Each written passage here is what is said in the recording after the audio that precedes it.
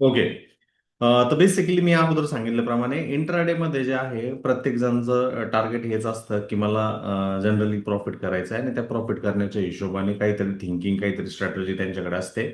But जे lagging जे generally तिथे होतं ते म्हणजे त्यांचं रिस्क मॅनेजमेंटच्या हिशोबाने होतं. रिस्क मॅनेजमेंट ते व्यवस्थितरित्या करत नाही, म्हणजे कुठल्याही ट्रेडमध्ये घुसण्याच्या अगोदर ते लक्ष देत नाही की बाबा मला किती त्याच्यामध्ये रिस्क घ्यायचा आहे. आणि दुसरा महत्वाचा मुद्दा आहे की संयम, जो की पेशन्स जो आहे तो ठेवण्याचा अजिबात तिथं प्रयत्न होत नसतो.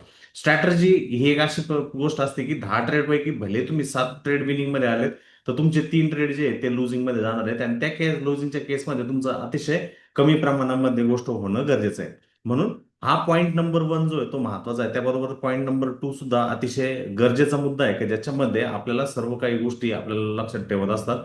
आणि तिसरा म्हणजे संयम ठेवणं. ज्यावेळेस तुमची स्ट्रॅटेजी सिग्नल देते एकदा प्रॉपर रिस्क मॅनेजमेंट केलेली आहे आणि त्यामध्ये संयम जर ठेवला नाही तर तिथनं काही प्रकारचं आउटपुट जे आहे आपल्याला मिळणार नसतं. ही गोष्ट सुद्धा लक्षात ठेवण्यासारखी आहे. तर कुठल्या बेसिसवरती करायचं आहे, तर त्याच्यामध्ये इंडिकेटर जे आहे ते इंडिकेटरचं युटिलायझेशन किंवा यूज करणं हे सगळ्यात महत्वाचं आहे. तर इंडिकेटर्समध्ये कुठल्या प्रकारचे इंडिकेटर्स आहेत, तर 2 प्रकारचे इंडिकेटर्स तिथे असणार आहे. एक म्हणजे लिडिंग टाइप्स ऑफ इंडिकेटर आणि दुसरं म्हणजे लॅगिंग टाइप्स ऑफ इंडिकेटर. हे बेसिक प्रकार जो होईल ते इंडिकेटर्समध्ये आपण लक्षात ठेवण्यासारखं आहे. त्यामध्ये पहिला जो मुद्दा जो इंडिकेटरचा आहे तर लिडिंग मध्ये एक RSI नावाचा आहे की ज्याला रिलेटिव्ह स्ट्रेंथ इंडेक्स म्हणलं जातं. आणि जर लॅगिंग इंडिकेटरमध्ये जर कन्सिडर करायचं झालं तर मुव्हिंग ॲव्हरेजेस जे आहेत ते आपल्यासाठी एक लॅगिंगच्या हिशोबाने करतात. RSI म्हणजे काय आहे, एक प्रकारचा एक ऑसिलेटर आहे की जो दोन रेषेचे इन बिटवीन जो आहे अशा पद्धतीने ऑसिलेट आपल्याला होताना दिसतो, म्हणजे वर खाली होताना दिसतो. त्यामध्ये जनरली डिफॉल्ट सेटिंग जी इंडिकेटरची असते ती 70 आणि 30ची असते. जर 30च्या खाली जो येतो त्याला ओव्हरसोल्ड टेरिटरी असं म्हटलं जातं. याचा अर्थ असा आहे की तिथं विक्री जी आहे ती सगळ्यात जास्त आली आणि लवकरच तो स्टॉक जो आहे तो युटर्न घेणार आहे. आणि जर त्याची रिडिंग जी 70च्या वरती असेल तर त्याला ओव्हर बॉट असं म्हटलं जातं. याचा अर्थ असा आहे की तो स्टॉक जो आहे तो हिटेड झालेला आहे, जास्त गरम झालेला आहे, तो कूल ऑफ होण्याकरता तो खाली तिथे येणार आहे. म्हणजे जेव्हा तुम्हाला RSI ची रिडिंग ही 70च्या वरती असते त्यावेळेस त्या स्टॉकमध्ये खरेदी करण्याऐवजी तो थोडासा कूल ऑफ होऊन तिकडनं मग तुम्हाला जर तिथं बदल होण्याचे जर चान्सेस जर दिसत असतील तर आणि तर त्याच्यामध्ये एंट्री करणं गरजेचं आहे. सिमिलरली एखादा स्टॉक जर खाली त्या RSIच्या 30च्या किंवा 40च्या खाली तिथं गेलेला आहे तर तिथं सेल करण्याऐवजी तिथं पर्टिक्युलर वेट करणं हे सगळ्यात महत्वाचं आहे. कारण तिथं तुम्ही थांबलात, व्यवस्थित स्ट्रक्चरला बघितलात, कारण इकडनं मार्केट जे आहे ते यू टर्न किंवा रिटर्न होण्याचे सगळ्यात जास्त चान्सेस जे ते असतात. दुसरं महत्वाचा मुद्दा जो आहे तो RSI म्हणजे काय. RSI जो आहे तो एका फॉर्म्युलेच्या हिशोबाने कन्सिडर केला जातो की ज्याच्यामध्ये 14 दिवसाच्या पिरियडमध्ये 14 दिवसाचा मी पिरियड इथं म्हणतोय की त्याच्यामध्ये किती वेळेस तो पॉझिटिव्ह साईडला क्लोज झालाय डिवाइड बाय 14 दिवसाच्या पिरियडमध्ये तो किती वेळेस जो आहे तो निगेटिव्ह साईडला क्लोज झालाय, त्याच्यावरनं RSI ची व्हॅल्यू मिळते. आणि ती जी व्हॅल्यू जी आहे ती 0 ते 100च्या दरम्यान आपल्याला बघायला मिळते. ही एक बेसिक गोष्ट आहे. त्यामध्ये ज्या महत्वाच्या ज्या लेवल आहे का ज्याच्यावरती आपण फोकस आउट करणं आहे, 70च्या आसपास आहे तर तिथं खरेदी करण्याचा मोह करू नका. आणि 30च्या खाली किंवा आसपास असेल तर तिथं सेल करण्याचा प्रयत्न करू नका. कारण तिकडनं मार्केट जे आहे ते युटर्न घेण्याचे सगळ्यात जास्त चान्सेस जे आहे ते क्रिएट होताना आपल्याला दिसू शकतात. हा मुद्दा लक्षात आला असेल तर चॅट बॉक्समध्ये येस म्हणून रिप्लाय करा. अनम्यूट करून सांगत बसू नका.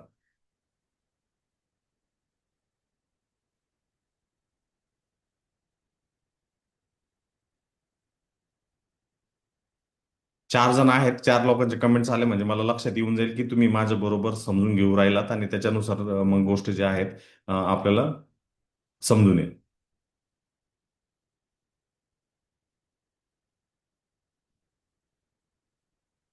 तर एक रिपीट करा म्हणून एक रिप्लाय आला, तर त्या रिपीटमध्ये मी हे सांगेल की इंडिकेटरचे 2 प्रकारचे आहेत. त्याच्यामध्ये RSI आहे एक इंडिकेटर आहे का जो एक ऑसिलेट अशा पद्धतीने आपल्याला होताना दिसतो. असा वर खाली अशा पद्धतीने ऑसिलेट होतो. याची जी रिडिंग जी आहे ती जनरली खाली शून्यापासून वरच्या बाजूला 100 पर्यंत असते.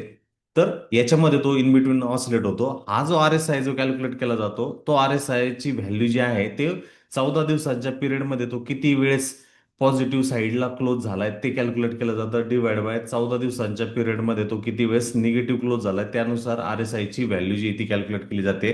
जर RSI ची व्हॅल्यू इथं 80च्या हिशोबाने कन्सिडर केलं जातं, याचा अर्थ असा असतो RSI ची जर किंमत जी आहे तर 80 आहे, याचा अर्थ असा आहे की नंबर ऑफ टाइम्स 14 दिवसाच्या पिरियडमध्ये सगळ्यात जास्त जो आहे तो पॉझिटिव्ह साईडला क्लोज झाला आणि सगळ्यात कमी जो आहे तो निगेटिव्ह साईडला क्लोज झालेला आहे. कमी व्हॅल्यू जी आहे ती कशाची आहे, निगेटिव्हची, आणि जास्त व्हॅल्यू जी आहे ती पॉझिटिव्हची आणि त्याच्यामुळे त्याची किंमत ती आपल्याला 80च्या आसपास येते. याच्या उलट जर तो ओव्हरसोल्ड टेरिटरीमध्ये जर असेल किंवा विक्री जास्त केलेला विक्रीचा मारा झालेला जर स्टॉक असेल, त्याचा अर्थ असा आहे की ज्याच्यामध्ये 14 दिवसची निगेटिव्ह क्लोजिंग जी ती जास्त असणार आहे आणि त्याच्याऐवजी 14 दिवसांची पॉझिटिव्ह क्लोजिंग जी ती काय असणार आहे, कमी असणार आहे आणि त्याच्यामुळे ती ओव्हरसोल्ड टेरिटरीमुळे त्याची जी रिडिंग, फॉर एक्झाम्पल मी तर ते RSI ची रिडिंग कन्सिडर करतो जी की सिम्पली कन्सिडर करा 30च्या आसपास फक्त. ओके. म्हणजे जर आपल्याला 30च्या खाली जर किंमत जर दिसत असेल तर त्याला ओव्हरसोल्ड टेरिटरी असं म्हटलं जातं. म्हणजे सर्वाधिक विक्री झालेला परिसर का ज्याच्यामध्ये आणखीन नवीन विक्री अजिबात इनिशिएट करू नये आणि जर ती रिडिंग 70च्या वरती असेल किंवा 100च्या मध्ये असेल तर त्याला ओव्हरबॉट म्हणजे सगळ्यात जास्त खरेदी असं झालेलं असं म्हटलं जातं. त्यामध्ये अजिबात डोकं लावायचं नाही. इन बिटवीन इथं 50%च्या आसपास आहे आणि त्याचा कल कुठल्या बाजूला आहे ते जर तुम्हाला ओळखता येत असेल तर त्याच्या अकॉर्डिंगली तुम्ही तुमचं अलाइनमेंट ऑफ ट्रेड किंवा डायरेक्शन ऑफ ट्रेड जे आहे ते ठरवू शकता. हे RSIचं काम आहे. RSI काय दाखवतं आपल्याला, त्याच्याबद्दल स्ट्रेंथ जे आहे ते दाखवण्याचं काम करत असतं. RSI काय दाखवतं, स्ट्रेंथ किंवा विकनेस त्या पर्टिक्युलर ट्रेंडमध्ये किती आहे, तिथं काही डायव्हर्जन्स वगैरे काही होतंय का, त्याबद्दलची आयडिया जे आहे ते आपल्याला RSI तिथं देत असतं. Number one. समजलंय की सर्वांना? येस नो प्लीज सांगा आता चॅट बॉक्समध्ये ज्यांनी मला रिपीट येस. करण्यासाठी सांगितलं होतं. म्यूट काय म्हणतात ना, अनम्यूट करून तिथं सांगू नका. चॅट बॉक्स आहे, टप्पा तिथं टाईप करा. तर हे झालं RSIचं, जे की आपल्याला स्ट्रेंथ बद्दल जी आहे ती माहिती देत असतो आणि त्यानुसार आपल्याला आयडिया तिथे येऊन जाते. त्यामध्ये मी इन शॉर्ट सांगायचं तात्पर्य हे आहे की जर 70च्या वरती असेल तर इथे खरेदी करण्याचा मोह टाळण्याचा प्रयत्न करा, कारण इथं जर खरेदी केला तर इथं बॅड पद्धतीने ट्रॅप होण्याचे चान्सेस राहणार आहे. सिमिलरली जर 30च्या खाली RSIची रिडिंग आहे तर तिथे विक्री करण्याचा प्रयत्न करू नका. तिथं जो जर मार्केट जर युटर्न जर झालं तर तिथं सगळ्यात जास्त ट्रॅप जो आहे तयार होण्याची शक्यता असेल. जर 50%च्या आसपास RSI जर असेल तर तिथे एक गोष्ट लक्षात राहून द्या, काय नेमकं चाललंय, ट्रेंड कुठल्या बाजूला आहे, त्या ट्रेंडच्या हिशोबाने बघा. तिथं हायर हाईज आणि हायर लोज जर तिथं जर होऊ राहिले तर ऑब्व्हियसली तो युटर्न घेऊन वरच्या बाजूला जाणार आहे आणि जर तिथे लोअर हाईज आणि लोअर लोज जर होऊ राहिले तर ऑटोमॅटिकली तो खालच्या बाजूला जाण्यासाठी तयार राहणार आहे. हे आपल्याला लक्षात येऊन जाईल. This is the criteria number one. दुसरा जो आपल्याला इंडिकेटर यूज करायचा आहे तो म्हणजे आपल्याला दोन गोष्टींचा उपयोग झाला पाहिजे, ते म्हणजे प्राइस आणि व्हॉल्यूम. व्हॉल्यूम किती तयार होऊ राहिले, व्हॉल्यूम ऍक्च्युली आहे की नाही, त्याच्याबद्दल आपल्याला आयडिया असणं गरजेचं आहे. आणि अशा याच्यामध्ये जर इंडिकेटर जर बघायचं जर झालं तर कुठल्या प्रकारचे इंडिकेटर्स आहे, कोणी सांगू शकेल का?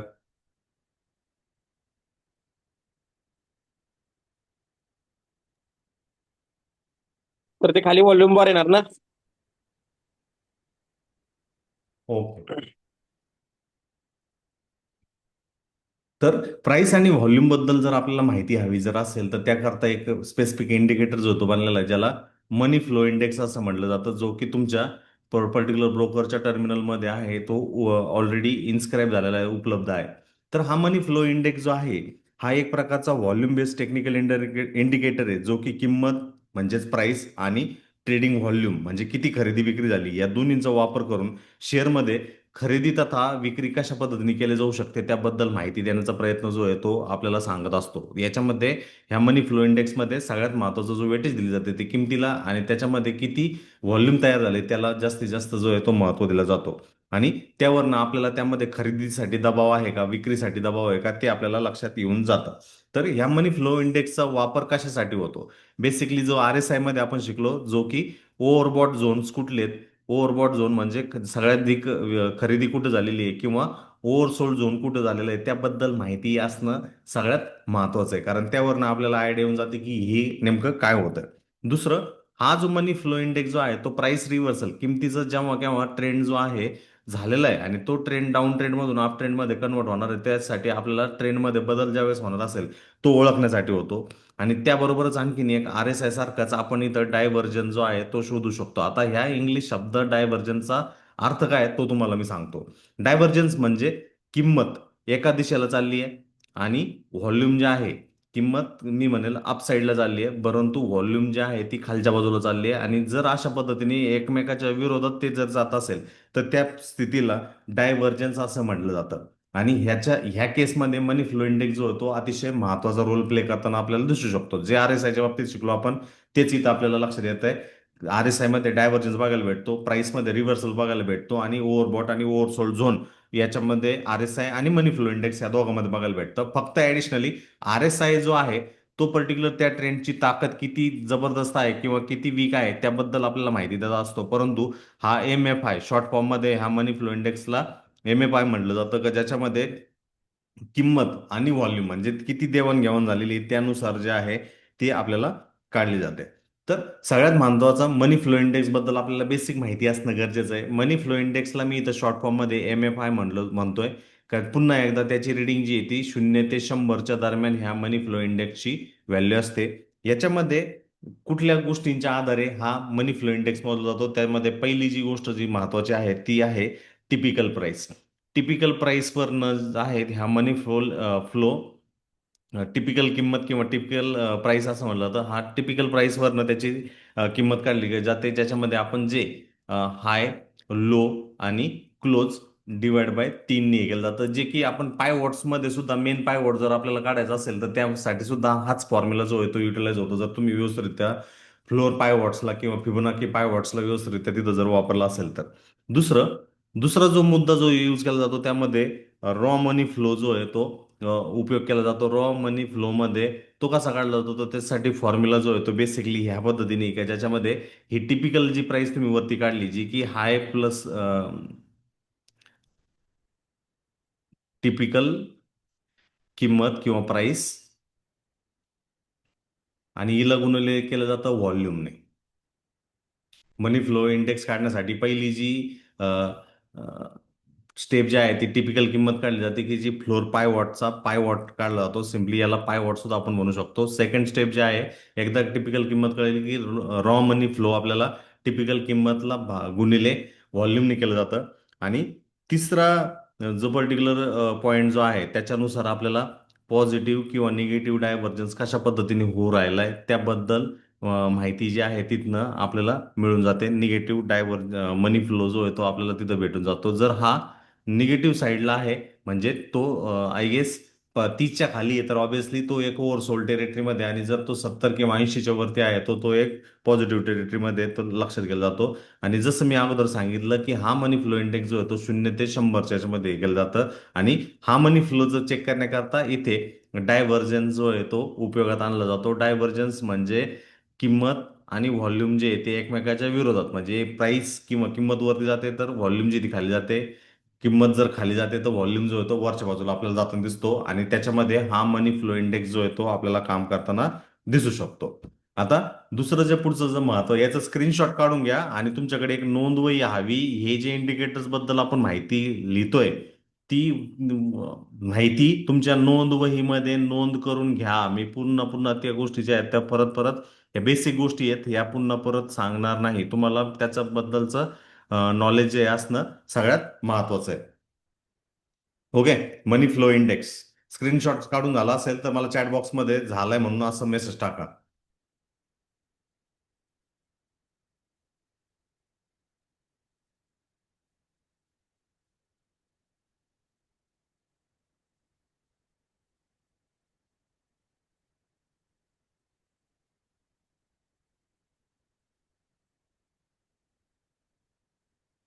ओके. झालं, मी असा अपेक्षा व्यक्त करतो. दुसरं महत्वाचं, हे मनी फ्लो इंडेक्सला उपयोगात कसं आणायचं, त्याच्या रिडिंगचं कसं हे करायचं ते लक्षात घ्या. जर मनी फ्लो इंडेक्सची व्हॅल्यू MFI ची जर व्हॅल्यू जी आहे ती 80 पेक्षा जर जास्त असेल तर तिथं तो झोन जो आहे तो काय ओव्हरबॉट झोन आहे, म्हणजे तिथं खरेदी सगळ्यात जास्त झालेली आहे आणि तिथं त्या केसला तिथं विक्रीचा दबाव येऊ शकतो. ही एक महत्वाचा मुद्दा इथं लक्षात ठेवण्यासारखा आहे. दुसरा जो महत्वाचा आहे तो म्हणजे मनी फ्लो इंडेक्सची व्हॅल्यू जर ही 20 पेक्षा जर कमी असेल तर ती टेरिटरी त्याला ओव्हरसोल्ड टेरिटरी असं म्हटलं जातं, म्हणजे सगळ्यात जास्त तिथे विक्री झालेली आहे आणि तिथं खरेदीचा दबाव जो होतो तयार होताना आपल्याला दिसू शकतो. आणि सगळ्यात महत्वाचा जो की आपल्याला इंट्राडे साठी अतिशय महत्वाचा झालेला स्टार स्टार करून ठेवणं गरजेचं आहे. जर तिथं आपल्याला अशी केस डायव्हर्जनची जर केस होत असेल तर त्या डायव्हर्जनच्या केसमध्ये ह्या गोष्टीला अतिशय महत्वाचा पॉइंटर लक्षात राहून द्या, की जर तिथं किंमत तुमची काय होते, किंमत काय चालली आहे वर चालली आहे, बट मनी फ्लो इंडेक्स जो आहे MFI जो आहे तो काय चाललाय खाली चाललाय. तर याचा अर्थ असा आहे, तिथं एक बुलिश जो आहे डायव्हर्जन्स, बुलिश केस रिव्हर्सल, जे बुलिश रिव्हर्सल होण्याचे सगळ्यात जास्त चान्सेस जे आहेत ते तिथं राहणार आहेत. मी परत एकदा रिपीट करतो, तुमची किंमत वर चालली आहे आणि मनी फ्लो इंडेक्स जो आहे तो खाली येत असेल, तर तिथं ट्रेंड बदलण्याची शक्यता जी ती आपल्याला तिथं दिसू शकते. म्हणून त्या गोष्टीकडे लक्ष राहून द्या. सिमिलरली किंमत खाली चालली आहे, किंमत काय चालली आहे, खाली चालली आहे, आणि मनी फ्लो इंडेक्स जो आहे तो काय चाललाय, मनी फ्लो इंडेक्स वर चाललाय. तर तिथं ट्रेंड रिव्हर्सल होण्याची, म्हणजे ही बेरिश केसवरनं ट्रेंड जो आहे तो बुलिश होण्याची शक्यता राहणार आहे. आणि हा जो पहिला केस जो आहे तो बुलिश ऐवजी हा काय होणार आहे, बेरिश केस होणार आहे ऍक्च्युली. ओके, ही डायव्हर्जनची केस राहणार आहे. म्हणून ज्यावेळेस मनी फ्लो इंडेक्स बघता त्यावेळेस तिथं बघा की 80च्या वरती इथं तो ओव्हरबॉट मध्ये गेलेला आहे, तिथं विक्रीचा दबाव असू शकतो. आणि ओव्हरसोल्ड साठी तो 20 पेक्षा खाली असेल तर त्या हिशोबाने. बट डायव्हर्जनची केस जी आहे ती की आपण इंट्राडे मध्ये 3 मिनिटाच्या टाइम फ्रेम मध्ये बघणार आहोत, त्यासाठी आपल्याला लक्ष द्यावं लागेल. आणि दुसरा सगळ्यात महत्वाचा मुद्दा यामध्ये आहे की हा मनी फ्लो इंडेक्स किंमत आणि आणखी काय बघतो, काय युटिलाइज करतो,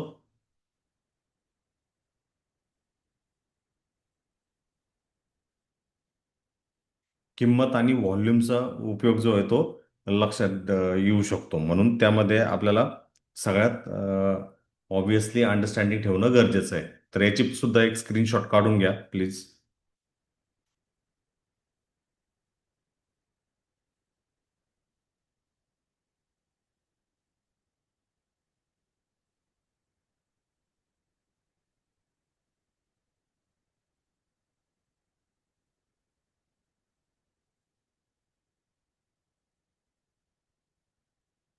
आता आपण सुरुवातीला काय बघितलं होतं, आर एस आय बघितला. आर एस आय मध्ये आपल्याला त्याच्यामध्ये त्या ट्रेंडमध्ये ताकद आहे की नाही त्याबद्दल आयडिया आपल्याला तिथे येते. आर एस आय वरनं आपल्याला दोन कंडिशन कळतात. तो म्हणजे ओव्हर बॉट झोन जो की 70च्या वरती असू शकतो, ओव्हर बॉट झोन जो की 70च्या वरती असतो. आणि दुसरा जो आहे तो काय असतो, ओव्हर सोल्ड झोन जो की 30च्या खाली असू शकतो. आणि त्यानुसार तिथे डायव्हर्जन जर तयार जर होत असेल, म्हणजे आर एस आय आणि किंमत, आर एस आयची रेडिंग आणि किंमत हे जर विरुद्ध दिशेमध्ये जात असेल तर तिथं आपल्याला डायव्हर्जनची सिच्युएशन भेटते. दुसरा जो आपण इंडिकेटर बघितलाय तो म्हणजे काय, मनी फ्लो इंडेक्स. मनी फ्लो इंडेक्स मध्ये आपण कुठल्या दोन पॅरामीटर्सला यूज केलंय, ते म्हणजे एक म्हणजे किंमत दुसरं व्हॉल्यूम. आणि दुसरी म्हणजे व्हॉल्यूम. त्याच्यामध्ये आपण युटिलायझेशन केलंय. आणि त्यामध्ये पण ओव्हरबॉट आणि ओव्हर सोल्ड टेरिटरी जी आहे ती लक्षात घेतली. त्यामध्ये 80 पेक्षा जर जास्त रिडिंग जर असेल तर तो ओव्हरबॉट टेरिटरीमध्ये कन्सिडर केला जातो, ओव्हरबॉट इथं म्हणतोय. आणि 20 पेक्षा जर कमी जर असेल तर ऑब्व्हियसली तो ओव्हर सोल्ड टेरिटरीमध्ये कन्सिडर केला जातो. आणि त्यातली त्यात जर मनी फ्लो इंडेक्स एका दिशेला जातोय आणि किंमत एका दिशेला जाते, तर अगेन तिथं डायव्हर्जन जो आहे तो आपल्याला होताना दिसू शकतो. हा बेसिक ह्या दोघांमधला डिफरन्स आहे. तर मनी फ्लो इंडेक्स म्हणजे एम एफ आय जो आहे तो आपल्याला याच्याबद्दल आयडिया देत असतो की नेमकं किमतीमध्ये प्राइसमध्ये काय होत आहे. आता तिसरा जो आपल्याला इंडिकेटर जो बघायचा आहे तो म्हणजे आपल्याला मार्केटची व्हॉलॅटिलिटी.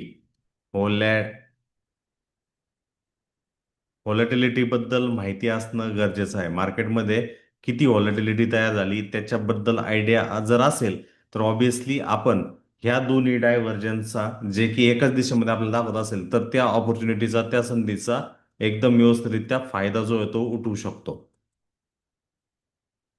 ओके, तर व्हॉलॅटिलिटीसाठी कुठले इंडिकेटर बरं,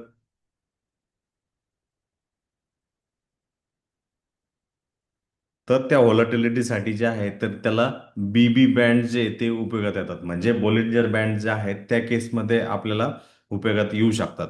बोलिंजर बँड्स एक प्रसिद्ध टेक्निकल इंडिकेटर आहे की जे प्राइस व्हॉलॅटिलिटी मोजण्यासाठी वापरले जातात. आणि हे ट्रेडिंगमध्ये बाय ओ सेल सिग्नल जे आहेत ते ओळखण्यासाठी उपयोगात आणले जातात. म्हणजे हे व्हॉलॅटिलिटीला रेकग्नाइज करण्यासाठी आणि त्यावरनं खरेदी किंवा विक्री करण्याच्या हिशोबाने बुलिंजर बँडचा जो आहे तो उपयोग केला जातो. तर बुलिंजर बँड्स काय ते बेसिकली आपण समजून घेऊया. तर मी इथं तो शब्द देतोय, बुलिंजर बँड्स, का ज्याच्यामध्ये प्राइसची व्हॉलॅटिलिटी जी काय चालली आहे त्याबद्दल माहिती देणं गरजेचं आहे, जे की प्राइस बद्दल आपल्याला आयडिया देत आहेत. आणि त्यावरनं आपण खरेदी, ज्याला आपण इंग्लिशमध्ये बाय म्हणतोय, किंवा विक्री, ज्याला आपण इंग्लिशमध्ये सेल म्हणतो, ही कंडिशन जी आहे ती आपल्याला होताना दिसू शकते. तर ह्या बोलिंजर बँडची रचना काय असते? तर ह्या बोलिंजर बँडमध्ये तीन गोष्टी असतात. एक म्हणजे अशा पद्धतीचं त्याची संरचना असते किंवा अशा पद्धतीने ते बनलेलं असतं. ही जी मधली जी रेषा आहे याला मिडल बँड असं म्हटलं जातं. ही जी मिडल बँडवाली जी रेषा जी आहे ती जनरली सिम्पल मुव्हिंग ॲव्हरेज असतं, ज्याला मी SMA म्हणतो. आणि हा जो SMA जो असतो तो 20 दिवसांचा सिम्पल मुव्हिंग ॲव्हरेज असतो. आता सिम्पल मुव्हिंग ॲव्हरेज याचा अर्थ काय आहे की 20 दिवसांची सरासरी त्याची किंमत कशा पद्धतीने ती क्लोज होते त्यावरनं हा सिम्पल मुव्हिंग ॲव्हरेज जो होतो कॅल्क्युलेट जातो. तर हा जी वरची जी रेषा जी आहे त्याला म्हणलं जातं अप्पर बँड. ह्या अप्पर बँडची जी व्हॅल्यू जी आहे ती काढली जाते ह्या सिम्पल मुव्हिंग ॲव्हरेजवरनं.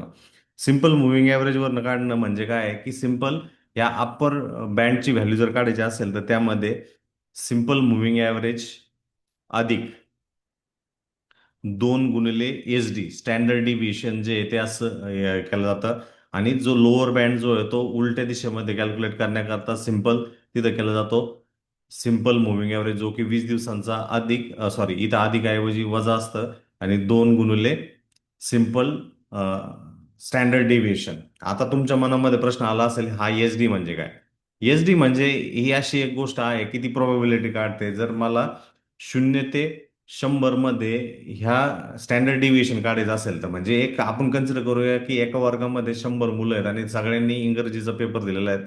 तर मला एक गोष्ट सांगा, सगळ्याची सगळे मुलं जे आहेत ते पास होतील, पण सगळ्यांना सारखे मार्क पडतील का?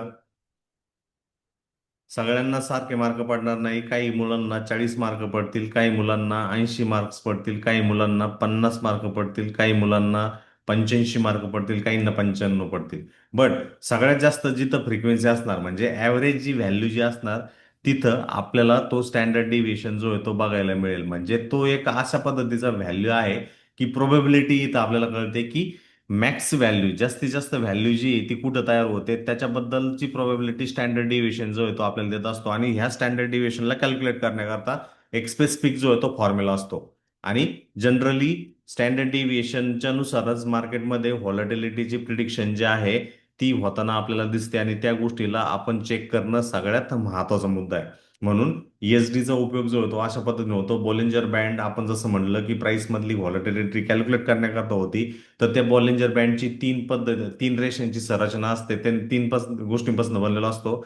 एक म्हणजे तो अप्पर बँड, दुसरा म्हणजे मिडल बँड, आणि तिसरा म्हणजे लोअर बँड. तो मिडल बँड जो आहे तो एक सिम्पल मुव्हिंग ॲव्हरेज जो की 20 दिवसांचा मुव्हिंग ॲव्हरेज. आणि एकदा 20 दिवसांचा मुव्हिंग ॲव्हरेज आपल्याला कळाला की अप्पर बँडसाठी सिम्पल मुव्हिंग ॲव्हरेज अधिक 2 गुणिले स्टँडर्ड डिव्हिएशन, आणि लोअर बँडसाठी सिम्पल मुव्हिंग ॲव्हरेज वजा 2 गुणिले SD म्हणजे स्टँडर्ड डिव्हिएशननी आपल्याला केलं जातं. ओके, हे समजलंय का? येस नो चॅट बॉक्समध्ये, कमेंट बॉक्समध्ये सांगा सर्वांनी. अनम्यूट करू नका प्लीज.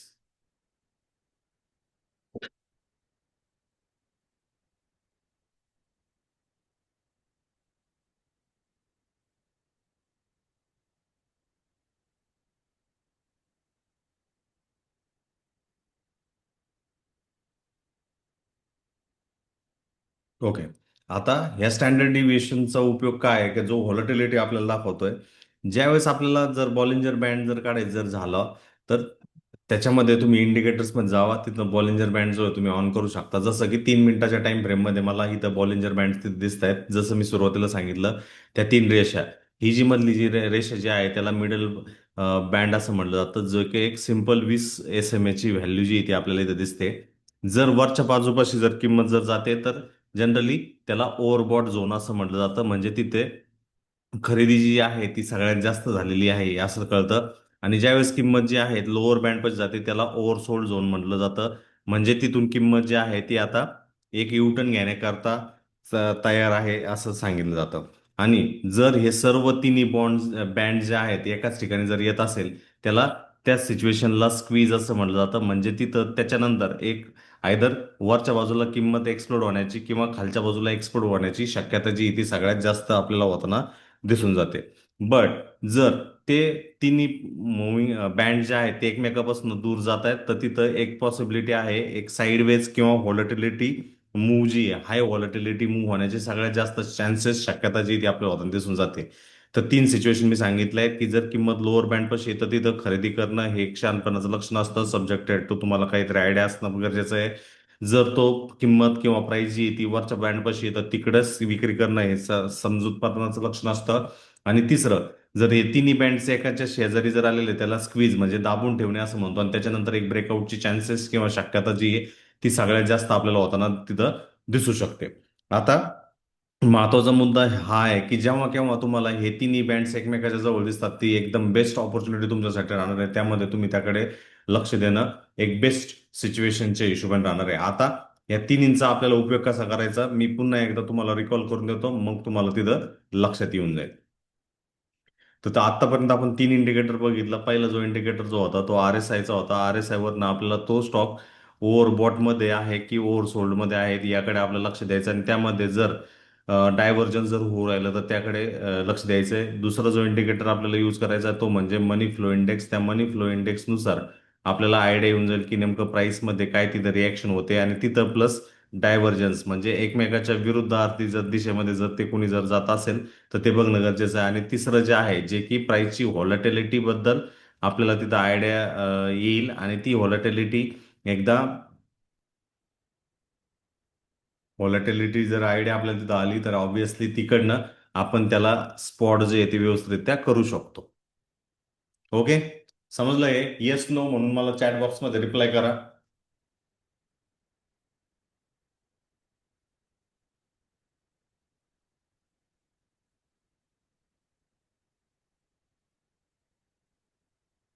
ओके, आता यांना कसं ऍड करायचं हे तुम्हाला सांगतो. झिरोदाच्या टर्मिनलवरती गेला तिथे इंडिकेटर्समध्ये तुम्हाला दिसेल मी बॉलिंजर बँड जे आहे ते ऑलरेडी इथे यूज केलेलं.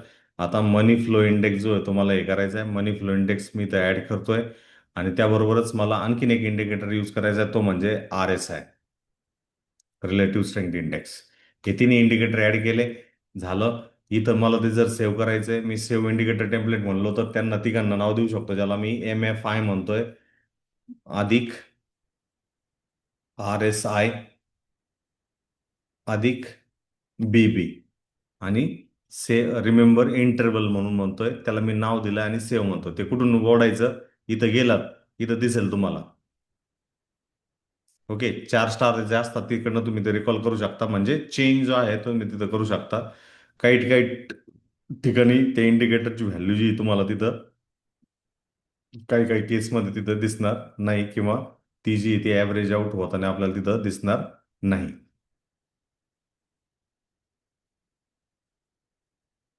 ओके, तर आता इथं जर आपण बघितलं तर ह्या मनी फ्लो इंडेक्समध्ये मी इथं व्हॅल्यूज ज्या आहेत त्या टाकलेल्या आहेत, आणि आय गेस एका डायव्हर्जनच्या स्टॉक्समध्ये मी इथं जातो म्हणजे आपल्याला तिथं लक्षात येऊन जाईल. बेरिजपासून एक्झाम्पल करूयात.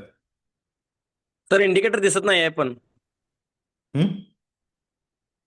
तुम्ही डिस्प्ले चालू केल्यानंतर स्टेबल आहे सर, इंडिकेटर त्याच्यात दिसत काही नाही सर. हालचाल दिसेना.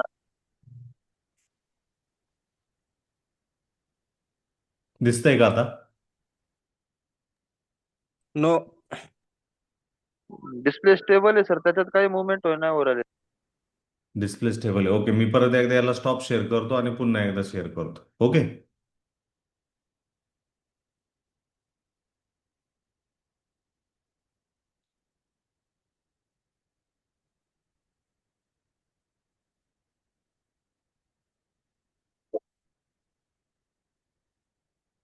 आता दिसतंय?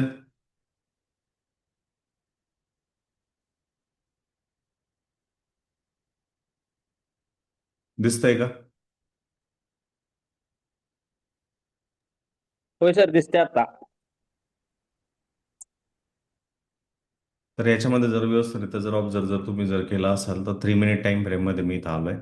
आता ही जर वरची जर सिच्युएशन जर इथं जर बघितलात तर तुम्हाला इथं आयडिया येऊन जाईल की नेमकं प्राइसमध्ये काय जे आहे ती स्ट्रक्चर किंवा गोष्ट जी ती आपल्याला होताना दिसते. जनरली मी अगोदर म्हटलं होतं की जर जेव्हा केव्हा प्राइसमध्ये आपल्याला बिहेवियर कळतंय की बोलिंजर बँडच्या वरती गेले तर तो एक विक्रीचा संधी किंवा चान्स जो आहे तो लक्ष ठेवणं गरजेचं आहे. त्याच वेळेस जर मनी फ्लो इंडेक्स जर बघितला तर तो ऑलमोस्ट 80च्या लाईनला जो टच करताना आपल्याला दिसला. आणि त्यानंतर जर तुम्ही गोष्ट जर RSI ची जर बघितली तर RSI कुठं आपल्याला दिसतोय? या तिन्ही इंडिकेटरचं एकदा व्यवस्थितरित्या लक्ष द्या, म्हणजे तुम्हाला पॉईंट कशा पद्धतीने त्याला ट्रॅक करायचा हे महत्त्वाचा मुद्दा आहे. जेव्हा केव्हा बोलिंजर बँडच्या अप्पर बँडच्या वरती आपल्याला किंमत किंवा प्राइस इथं ह्या पर्टिक्युलर पॉईंटला आपल्याला जाताना दिसली, आपल्याला इथं कळलं की हा एक ओव्हरबॉट टेरिटरी बोलिंजर बँडच्या हिशोबाने किंवा व्हॉलटिलिटीच्या हिशोबाने झाली आहे. मग दुसऱ्या वेळेस आपण वेट करायचे, वाट बघायची, जोपर्यंत किंमत जी आहे ह्या अप्पर बोलिंजर बँडच्या बाहेर निघत नाही तोपर्यंत. तर ती सिच्युएशन ह्या पर्टिक्युलर पॉईंटला आली होती. जेव्हा बॉलिंजर बँडने आपल्याला एक अप्पर बॉलिंजर बँडच्या बाहेर किंमत ज्यावेळेस गेली होती, तर सेकंड टाइम जर इथं आपण याची जर व्हॅल्यू बघितली कशाची, मनी फ्लो इंडेक्सची, तर त्याने 80च्या व्हॅल्यूला जे आहे ते क्रॉस केलं नव्हतं. इव्हन ह्या पर्टिक्युलर पॉईंटला सुद्धा 80च्या व्हॅल्यूला जे आहे ते क्रॉस केलं नव्हतं. म्हणजेच आपल्याला ती एक टेरिटरी जी ती होत नव्हती. आणि आर एस आय जर बघितलं तर आर एस आय आपल्याला काय सांगत होता, what it was showing, R S I सुद्धा आपण middle of the Bollinger band आहोत, ओव्हरबॉट टेरिटरीमध्ये गेलेलो नाही आहोत, ही गोष्ट आपल्याला तो सांगत होता. आता लक्ष द्या व्यवस्थितरित्या, जेव्हा केव्हा मनी फ्लो इंडेक्स, सॉरी, बॉलिंजर बँडच्या बाहेर इथं प्राइस गेली सेकंड टाइम, त्यावेळेस मनी फ्लो इंडेक्स काय झालाय, एक टॉप आउट झाला. आणि त्यावेळेस जर आर एस आय बघितलं तर आर एस आयने काय केलं आपल्याला, ऑब्विसली त्याने सांगितलं की तुमची जी रिडिंग जी आहे ती कशाच्या वरती आहे, ओव्हरबॉट झोनच्या आसपास आहे. आणि जेव्हा केव्हा पहिला अटेम्प्ट तुमचा प्राइसचा व्हॉलिडिटी म्हणजे अप्पर बोलिंजर बँडच्या बाहेर होतो, आणि त्याच्यानंतर पुन्हा जेव्हा केव्हा प्राइस जी ती अप्पर बोलिंजर बँडच्या 0.1 मार्जिनने सुद्धा वरती जर जात असेल, त्यावेळेस तुम्ही सिम्पली ह्या मनी फ्लो इंडेक्सचा डायव्हर्जन्स चेक करा. आणि त्याचबरोबर आर एस आयचा जो आहे तो डायव्हर्जन्स चेक करा. त्याच्यावरनं तुम्हाला एक प्राइसचं रिएक्शन जी ती बेस्ट ऑफ बेस्टमध्ये तुम्हाला होताना दिसून जाईल. हो, आता दुसरा जो महत्वाचा मुद्दा इथं लक्षात ठेवण्यासारखा आहे, लेट मी शो यू. इथं जर डायव्हर्जन जर बघायचं जर झालं तर प्राइसचं जे आर एस आय मध्ये जे डायव्हर्जन झालंय तो खालच्या बाजूला आपल्याला होताना दिसलं, जे की एक लोअर हाईटचे आपल्याला होताना दिसलं. आणि त्याचबरोबर मनी फ्लो इंडेक्स सुद्धा काय होताना दिसलं, लोअर हाईज होताना दिसलं. प्लस इथं बोलिंजर बँडनुसार सुद्धा आपल्याला जी प्राइस किंमत अप्पर बोलिंजर बँडच्या बाहेर पाहिजे ती सुद्धा एक लोअर हाय होताना दिसलं. म्हणजे सगळ्या ज्या टेरिटरी आहेत त्या काय होताना दिसल्या, बेरिश. डायव्हर्जनचं एक एक्झाम्पल इथं आपल्याला लक्षात येतं यावरनं. करेक्ट? Yes no? समजलं असेल तर हो म्हणून सांगा, नसलं समजलं तर नो म्हणून सांगा. परत एकदा एक्सप्लेन करतो. तर परत एकदा सांगा. बाकीचे लोक, आणि प्लीज तुम्ही चॅट बॉक्सचा उपयोग यूज करायला शिका प्लीज. परत एकदा सांगतो, जेव्हा केव्हा किंमत ही बोलिंजर बँडच्या वरच्या अप्पर बोलिंजर बँडच्या वरती जाते, तिथं सेलचे ऑपॉर्च्युनिटी तर असतेच असते. बट तुम्हाला मोठा हात मारणं सगळ्यात महत्वाचा मुद्दा आहे. तर तुम्ही काय वाट बघायची, जोपर्यंत किंमत जी आहे त्या अप्पर बोलिंजर बँडच्या वरती जाऊन रिजेक्ट होत नाहीये तोपर्यंत वाट बघणं हे महत्वाचा मुद्दा आहे. हा मुद्दा क्रमांक 1 तुम्हाला बोलिंजर बँडच्या बाबतीत लक्षात आला का? मुद्दा क्रमांक 1 मध्ये मी ही गोष्ट म्हणलोय की प्रथमतः किंमत जी आहे ती कशाच्या वरती पाहिजे, गेली पाहिजे, प्रथमतः अप्पर बोलिंजर बँडच्या वरती किंमत जी आहे बीबीच्या वरती तिथं पहिल्यांदा गेली पाहिजे, तिकडनं ती सेल डाऊन इंटू होते. मग दुसऱ्यांदा तुम्हाला हे बघायचं की दुसऱ्यांदा केव्हा किंमत अप्पर बोलिंजर बँडच्या वरती तिथं जाते आणि जाऊन तिथं 3 मिनिटाच्या टाइम फ्रेम मध्ये ती निगेटिव्ह क्लोज करते. ह्या गोष्टीकडे लक्ष द्यायचं आहे. हा पहिला पॉईंट झाला. दुसरा पॉईंट, जेव्हा केव्हा प्राइसने अप्पर बोलिंजर बँडच्या वरती क्लोज केलं होतं फर्स्ट अटेम्प्टला, त्यावेळेस मनी फ्लो इंडेक्सची रिडिंग काय होती त्याकडे चेक करा आणि त्याला हायलाइट करून घ्या. बरोबर. दुसऱ्या वेळेस ज्यावेळेस प्राइस ही अप्पर बोलिंजर बँडच्या वरती जाईल त्यावेळेस रिडिंग काय आहे ती चेक करा. एकदा रिडिंग कळले आपल्याला, मनी फ्लो इंडेक्स जो सुरुवातीला 80च्या आसपास होता तो सेकंड टाइम जो आहे तो आपल्याला घसरताना दिसेल, म्हणजे तो एक डायव्हर्जन्सची केस जी ती क्रिएट होताना दिसेल. सिमिलरली आर एस आयच्या बाबतीत सुद्धा ते बघा. आर एस आय मध्ये इथं जर बघितलं तर तुम्हाला इथं कळेल की आर एस आय जो होतो मिडल ऑफ द झोन होता, जो की 50 ते 60च्या आसपास होता. आणि सेकंड टाइम ज्यावेळेस तो फॉल चालू करायचा त्यावेळेस तो ओव्हरबॉट मध्ये गेला होता. बट ह्या रिडिंगवर आपण जर करायला गेलो तर तिथं आर एस आयचा हायर हाय होताना दिसतोय, जो की एक रेग्युलर डायव्हर्जन्स आहे. बट त्यापूर्वीच्या अगोदरच्या जर पिक्सला आपण कनेक्ट जर केलं तर तिथं आपल्याला कळेल की आर एस आयची व्हॅल्यू जी ती लुडकताना दिसते. म्हणजे एक नंबर मुद्दा, एक बोलिंजर बँड मध्ये काय झालाय तयार, डायव्हर्जन्स तयार झालाय आणि तो एक व्हॉलटिलिटीचा डायव्हर्जन्स आहे. बरोबर. ही एक गोष्ट आपल्याला दिसून देते की जे की किमतीमध्ये एक व्हॉलटिलिटी आहे त्याच्यामध्ये डायव्हर्जन्स झालाय की जो की आपल्याला बेरिश टोन दाखवतोय. नंबर 2, ज्याच्यामध्ये व्हॉल्यूममध्ये सुद्धा जो आहे तो कमीपणा येतो आणि तिथे सुद्धा आपल्याला एक निगेटिव्ह डायव्हर्जन जो आहे तो क्रिएट होताना दिसतोय. नंबर 3, RSI जो की स्ट्रेंथ इन द ट्रेंड आपल्याला जो दाखवतोय, जो पुन्हा एकदा आपल्याला निगेटिव्ह साईडमध्ये दाखवतोय. आणि या तिन्ही गोष्टींचा जर आपण उपयोग केला तर ही एक डायव्हर्जन स्ट्रॅटेजी 3 मिनिटाच्या टाइम फ्रेममध्ये आपल्याला उपयोगात येताना दिसू शकते. परत एकदा आपण एक्झाम्पल्स बुलिशसाठी पण बघूयात आणि सम बेरीजसाठी पण बघूयात. मी लिंक जी आहे त्याच लिंकद्वारे परत एकदा जॉईन करा. ओके.